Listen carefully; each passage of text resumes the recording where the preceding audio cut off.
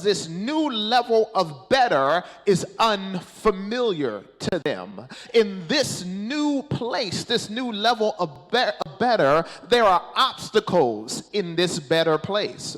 There are challenges in this better place. There is sacrifice and discipline required for this better place. The Israelites find themselves in a place of what we like to call cognitive dissonance. That's where it looks one way, but I understand it to be another way. And even though I see the truth right now, I can't somehow resolve the issue that I see, because Canaan has everything we ever wanted.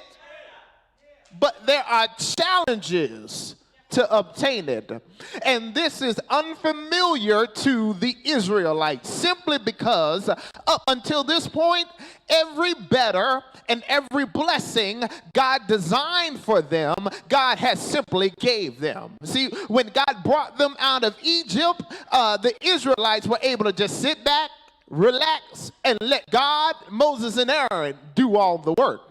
And when the talking from God, Moses, and Aaron didn't work, all God required the people to do was paint a little blood on the doorpost and on the window post. And then again, they just sat back, relax, and watch God do what God does. When they were stuck up against the Red Sea, the Israelites did not have to do anything. God, through Moses, opened up the nautical highway, and Israelites didn't even have to fight. They didn't have to pass go, or they didn't have to collect $200. They just sat back and let God do what God does. So the Israelites, their expectation is that God wants us to have Canaan, then God would make it easy for us to obtain it, just like God did the last time. The assumption was that if God was going to deliver, then God was going to deliver. And all we had to do was sit back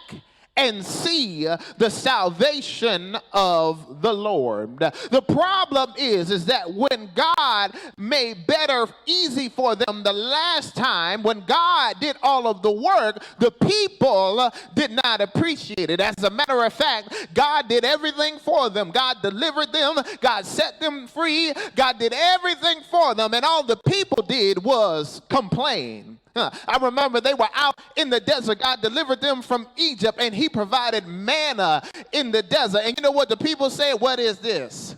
And why can't we have leeks and onions like we did when we was back in Egypt? You know, God gives them food and provides for them. He gives them food, and then, Lord, I'm thirsty. So God had to make water come out of a rock for them. This narrative leads me to believe that the people, when God did all the work, were unappreciative.